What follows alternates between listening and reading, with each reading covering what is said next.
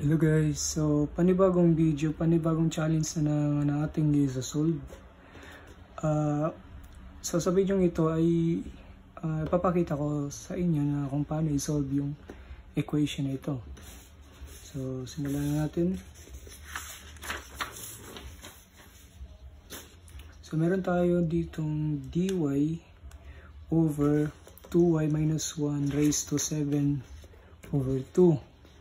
So, una natin gagawin ay mag-u substitution u 2y minus 1 du, derive natin 2 dy and then divide both side by 2. So, magiging du over 2 is equal sa dy. So, meron na tayong value ng dy and then substitute na lang natin sa formula. So, du over 2.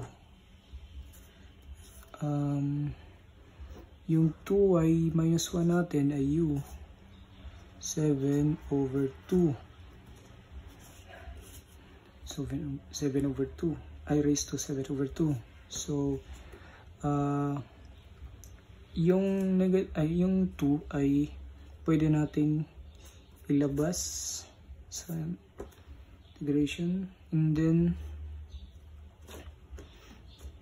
itong u raised to 7 over 2 ay pwede nating iakyat sa numerator. So magiging 7 u negative 7 over 2, and then may integrate na natin. So plus 2 over 2, 7 over 2 plus 2 over 2, and then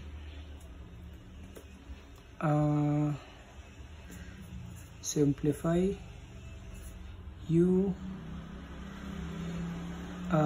negative 7 over 2 plus 2 over 2 ay 5, negative 5 over 2, negative 5 over 2, and then multiply natin yung denominator and numerator sa 2 over 5 para makancel natin yung sa denominator. Ito. And then,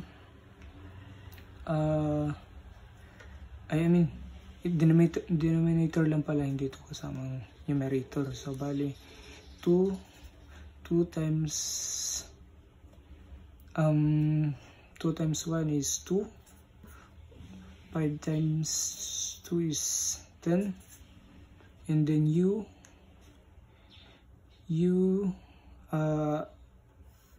ay lalagay natin sa denominator kasi naka-negative sign siya. So magiging u raised to 5 over 2, and then plus c.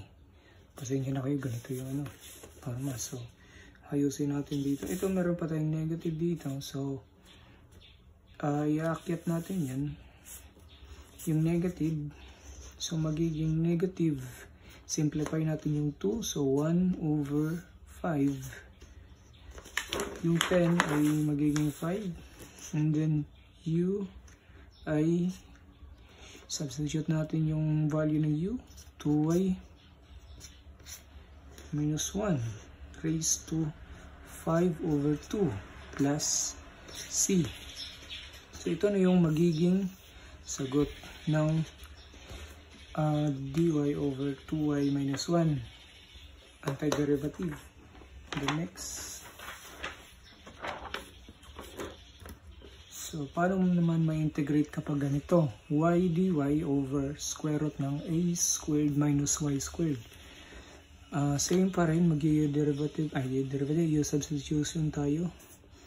U is equal sa a squared minus y squared, and then derive du over negative 2y dy, and then divide both side by negative 2y. So magiging du negative 2y is equal sa dy. May value na tayo ng dy. So apply na lang natin sa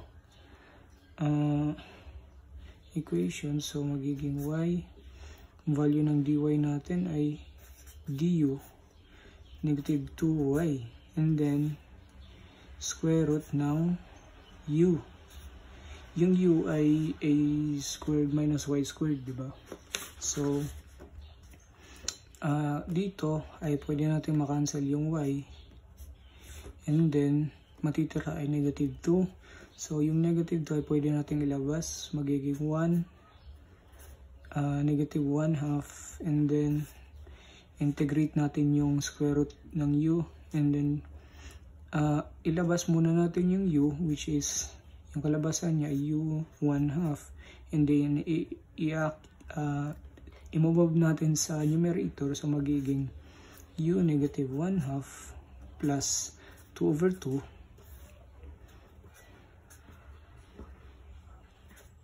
2 and then negative 1 half multiply sa u 1 half, and then multiply natin sa 2 over 1 para ma-cancel out natin yung denominator. So cancel out, so may 1 ay 2, so 2 multiply sa 1 half ay magiging 1 lang.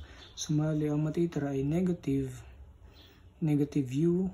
So i-substitute na natin u, which is yung u ay a squared minus y squared 1 half plus c. So ito na yung sagot, or pwede rin maging ganito yung sagot, a squared square root of a squared minus y squared plus c. So ito na yung magiging sagot, at pwede rin ito. Next ay ito, x dx, square root ng 4x squared plus a squared. Paano naman kapag ganito? So yung u, mag-u substitution tayo, so 4x squared plus a squared, and then derivative 4x, so 2 times 4 is 8x dx, and then divide both side by 8x, so magiging du over 8x is equal sa dx, and then apply na natin sa equation, so x, and then yung dx, value ng dx ay du over 8x, and then yung square root ng 4x squared plus a squared ay u. Ayan. So makaka-cancel out natin tong x, and then matitira ay 1/8. So pwede nating ilabas yung 1/8, and then integrate natin yung square root of u. Yung square root of u ay equivalent sa 1 half. Ganito, parenthesis u, and then 1 half. And then iakyat natin, imumove natin sa numerator, so magiging negative 1 half plus 2 over 2, and then 1 half plus 2 over 2, and then magiging 1/8 multiply sa u 1 half, and then 1 half, and then i-multiply pa natin sa 2 over 1, kabaliktaran nito, yung numerator tsaka denominator, may 1 pala to, 1 para makancel out natin yung baba, yung denominator, and then magiging 2 over 8, and then u 1 half. So simplify natin, magiging 1 over 4, and then yung u ay 4x squared plus a squared 1 half plus c, or pwede rin magiging, ito na yung sagot, or pwede rin maging 1/4 square root of 4x squared plus a squared, and then plus c. Ito. Next naman ay integration of 1 minus x squared raised to 2 dx. And pwede natin itong ma-expand. So, integration of 1 times 1 is 1, and then 1 times negative x2 ay negative x2 lang din plus itself, and then magiging negative 2x squared plus negative x squared multiply sa negative x squared ay positive x raised to 4, and then dx. Pwede na nating ma-integrate. So, integrate natin 1 dx, and then minus 2, labas natin yung negative 2, then yung x squared dx plus x raised to 4 dx. Ayan. So, dinaretso ko na. Hindi ko na pinag plus kasi mahaba pa. So, yung magiging sagot ay x and then negative 2 over 3 x cube plus sa x 1/5 x raised to 5 plus c. So, ito yung magiging sagot. And then next naman, ito. So, paano natin ma-integrate ito? Meron tayong integration of x squared multiplied by x squared plus a squared raised to 2 dx. Pwede rin natin ma-simplify ito. I mean, ma-expand. So, x squared. Foil method itong nasa parenthesis. So, magiging x squared times x squared is x raised to 4. And then, plus x squared multiply sa a squared.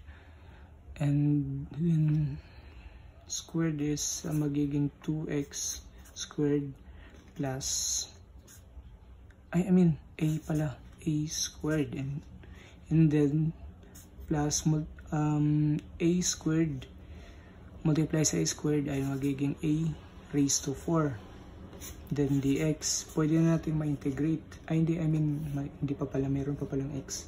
So, x squared multiply sa x raised to 4, so magiging x 6 plus 2x x squared multiply sa 2x squared, so magiging 2x raised to 4 a squared, and then plus x squared multiply sa a raised to 4, so magiging x squared a raised to 4, and then dx. So, pwede natin ma-integrate. Tawag dito, i-ano ko na lang, shortcut ko na lang, so magiging x 6 dx plus labas yung 2, and then x raised to 4, and then dx. Hindi ko pa pala nasali yung a dito, raised to 2, and then plus labas natin yung a raised to 4, yung kanina di ko nalabas, and then integration of x squared dx. So, sinurukat ko na. And then, magiging sagot dito ay integrate ng x, antiderivative ng x, 6, x raised to 6 ay 1/7 x 7 x raised to 7 plus yung integrate ng x4 ay x raised to 4, so magiging 2/5x raised to 5 a squared, and then plus 1/2 x, 1/3 x cubed a raised to 4 plus c. So ito na yung magiging sagot.